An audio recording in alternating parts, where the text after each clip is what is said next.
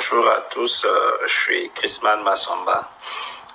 J'aimerais simplement une fois de plus partager avec vous une réflexion qui m'est très chère. Il s'agit d'une question que l'on me pose souvent. Pourquoi est-ce que Chrisman, tu incites tes confrères, tes amis les plus proches, ceux avec qui tu partages ta quotidiennité, de quantifier le savoir. En effet, la question de la quantification de la connaissance, une question complexe, disons, c'est une question complexe, mais moi j'essaie un peu de pourvoir une réponse simplifiée à celle-ci. Pourquoi ? Parce que tout simplement, je considère le savoir comme une clé de voûte. La connaissance est une clé de voûte capable d'ouvrir toutes les portes. En effet, au XXIe siècle, le monde est confronté à beaucoup de problèmes. Premièrement, quand nous observons simplement ce que nous appelons l'indifférence des masses, l'inconscience et l'ignorance des minorités actives, les vérités non dites, la radicalisation et le fondamentalisme. Donc, nous avons beaucoup de problèmes dans l'humanité. Et évidemment, à tous ces problèmes-là, il faut un savoir adéquat pour trouver des solutions qui conviennent. Donc, du coup, à quoi sert la perspective d'émanciper ou la perspective de quantifier la connaissance?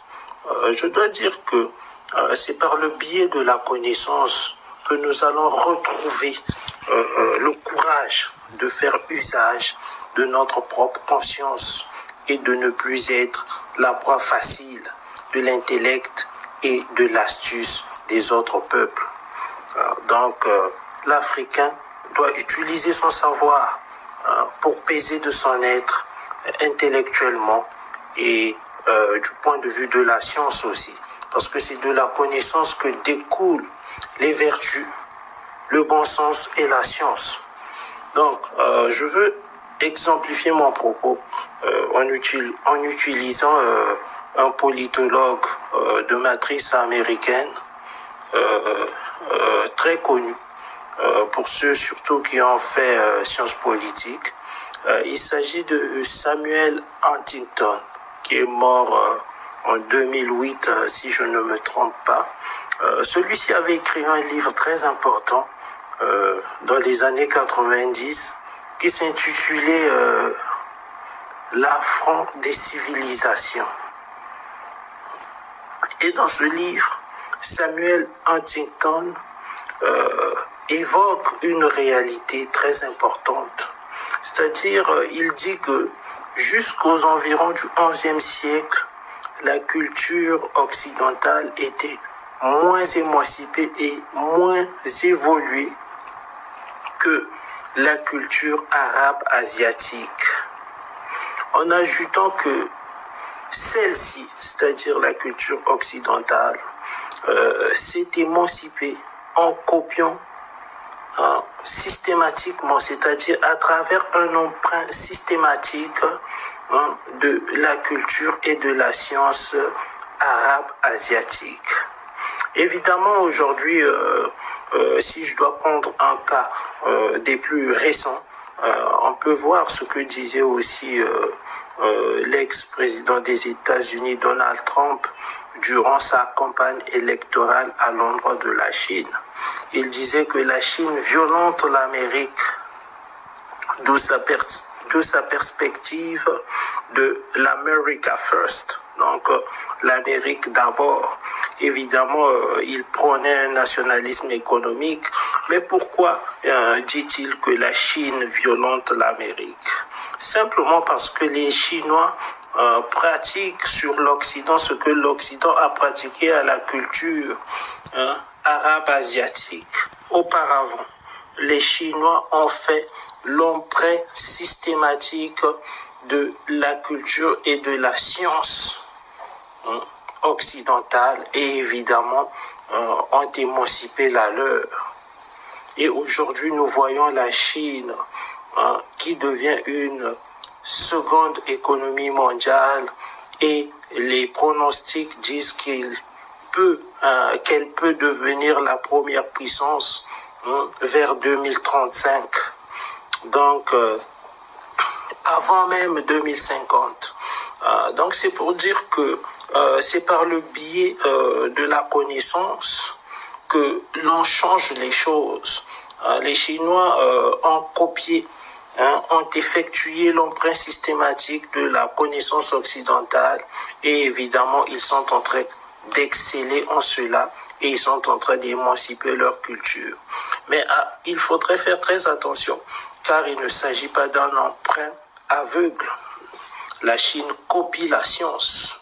Et évidemment, quand je pense à l'Afrique aujourd'hui, je ne pense pas que l'Afrique soit incapable au XXIe siècle de copier la science des autres ou ce qu'il y a de mieux dans la science des autres. Donc, nous avons devant nous en Afrique aujourd'hui et en Afrique, disons, une jeunesse hors d'Afrique qui excelle un peu par-ci par-là. Et il s'agit d'appliquer la même méthode, c'est-à-dire coopter cette jeunesse-là et l'insérer dans un système créé pour quantifier de façon endogène le savoir. Mais il faudrait faire très attention car il y a un certain nombre d'Africains qui pensent que la quantification de la connaissance endogène de l'Afrique exclut l'emprunt systématique de la connaissance extérieure ou exogène à l'Afrique. Non, la connaissance n'est pas d'un seul peuple. Évidemment, les autres se sont émancipés en copiant la connaissance de l'Antiquité africaine. Et évidemment, aujourd'hui, l'Afrique doit se réapproprier de ce savoir-là en recopiant systématiquement ce qui lui appartenait. Donc, je ne pense pas que la copie de cette connaissance exogène est un problème pour émanciper de façon endogène l'Afrique. Au contraire, elle va servir un but précis qui est celui d'émanciper les vertus et le bon sens et la science de l'homme noir par cette symbiose du meilleur que nous avions en nous en termes de vertu, en termes de bon sens et science, plus le meilleur qui vient des autres dans les mêmes termes. C'est la même chose qu'a fait la Chine. La Chine a intégré dans son savoir le savoir des autres, mais n'a pas fait une copie aveugle du savoir qui ne l'appartenait pas. Et la preuve en est que même les voitures et tout ce qui se produit en Chine aujourd'hui, que ce soit l'iPhone, on écrit à l'intérieur « Made in China ». Donc quand c'est produit en Chine, c'est pour le chinois. Donc il y a un phénomène d'appropriation de la production qui se fait déjà, même si la compagnie n'est pas chinoise. Évidemment, c'est la même chose que les Africains doivent penser. Et cela se fait aussi moyennant le droit, parce que la connaissance n'est pas seulement scientifique. Il faudrait faire des lois qui conviennent. Il faudrait avoir à la tête une élite capable de penser l'appropriation aussi en termes de droit et en termes de beaucoup d'autres choses. Donc, pour créer toutes ces institutions-là, tout ce cadre, disons, organisationnel et de coordination consciente et déterminée, il nous faut utiliser cette jeunesse africaine qui déjà excelle hors du continent et la ramener en Afrique pour faire usage à bon escient du savoir déjà acquis par celle-ci. Et évidemment, quand cette jeunesse n'est pas utilisée, cela se fait au détriment de l'émancipation de l'Afrique, car un peuple qui marginalise les meilleurs stagne. Parce que tout simplement, la stagnation naît du déni de la connaissance. Même pour les croyants, évidemment, la Bible dit que le peuple périt faute de connaissance. Évidemment, là où la connaissance n'est pas devant la façon de faire, évidemment, les gens périssent, les gens souffrent. Les gens s'adonnent, disons, à des dogmes qui n'apportent pas des solutions. Donc, évidemment, il ne faut pas dogmatiser la vie de l'homme noir. Il faudrait faire comme tout le monde, car l'humanité a toujours eu, disons, une base sous-jacente en termes de vertu qui de plus en plus devient globale. Donc, il ne faudrait pas simplement penser que non, parce que nous sommes africains et exclure les autres. Non. Le problème aujourd'hui n'est plus dans l'exclusion, mais le problème aujourd'hui est dans l'intégration. Si les autres intègrent les meilleurs des autres cultures, évidemment, l'Afrique aussi doit penser à intégrer les Africains meilleurs et les meilleurs des autres cultures pour s'émanciper. C'est simplement ça. Il faut aller quêter la connaissance là où elle est et ne pas chercher à la nationaliser, ne pas chercher à dire que cette connaissance-là n'est pas nôtre parce qu'elle est X. La preuve en est que la mathématique n'a pas de langue. Le 1, c'est le 1. Dans toutes les langues du monde, chacun a son 1. Donc, évidemment, la science, elle est universelle et il faudrait ne pas tomber dans le piège de ceux qui veulent s'en approprier, dire qu'elle est la leur. Ceux qui construirent des pyramides ne furent pas des Européens, ce furent des Africains, point simple, parce qu'ils se trouvaient en Afrique. Donc, du coup, si cette science-là a été copiée et ramenée ailleurs, évidemment, ceux-là se sont inspirés de l'homme noir. Et aujourd'hui encore, nous avons la preuve que beaucoup sont des objets, disons, des Africains très anciens qui ne sont pas en Afrique, mais qui se trouvent dans les musées un peu partout en Europe. Donc, c'est un vol, disons même, de la connaissance. Donc, nous devrions nous-mêmes aussi chercher à se réapproprier ce qui est nôtre. Mais si on le fait avec ignorance, évidemment, la cause sera vouée au désespoir. Il faudrait donc utiliser le savoir pour que le savoir nous sorte du joug de l'ignorance. Car c'est par ignorance qu'aujourd'hui, par exemple, dans beaucoup d'États d'Afrique, nous parlons de nations, mais la culture tribale est au-dessus de la culture nationale. Donc chacun tient à sa tribu plus qu'à la nation. Donc il faudrait penser à trouver une solution à ces questions. Mais c'est moyennant le savoir, c'est moyennant un système éducatif qui va créer le citoyen d'une nation et non l'enfant appartenant à une tribu. Donc pour dépasser tout ça, il faut des gens capables de penser ces politiques-là. Et l'Afrique ne manque pas des cadres qui ont fait des études qui peuvent apporter leur pierre à l'édifice pour des politiques adéquates, pour une transformation endogène, pour une transformation ontologique de l'homme noir. Donc du coup, je vais vous remercier. Je pense que ces petites notions pourront nous aider aussi à émanciper le savoir des uns et des autres.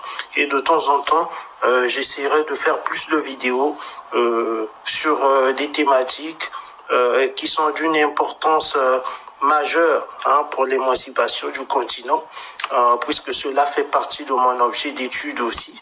Et c'est juste aussi pour moraliser la jeunesse. Nous avons eu pas mal de jeunes frères qui, en suivant nos conseils, ont fait aussi un bon parcours. C'est vrai que nous sommes des activistes de foi anonymes, parce que nous le faisons de nous-mêmes, mais il faudrait toujours solliciter que ceux qui ont des capacités d'aider la jeunesse de leur pays de le faire. Parce qu'aujourd'hui, beaucoup d'étudiants sont capables, nous les voyons, et nombreux manquent de soutien aussi. Et il faudrait que leurs revendications arrivent aux personnes compétentes qui peuvent les aider à s'émanciper selon leurs connaissances. En tout cas, merci à tous. Je vous invite à partager la vidéo et à discuter, à critiquer et aussi à m'envoyer un feedback s'il y a des choses à modifier. Évidemment, la connaissance se quantifie aussi par la discussion. L'acception de la critique, c'est ce qui fait évoluer les choses. Il ne faut pas toujours laisser que le moi qui est haïssable triomphe. Il faut que nous acceptions aussi la critique des autres, que deux fois nous gérons l'information pour donner des réponses qui conviennent. L'important n'est pas de donner des réponses hâtives, mais l'important c'est de donner une réponse intelligemment pensée et constructive. En tout cas, merci à tous et je vous en prie d'aimer et de partager la vidéo.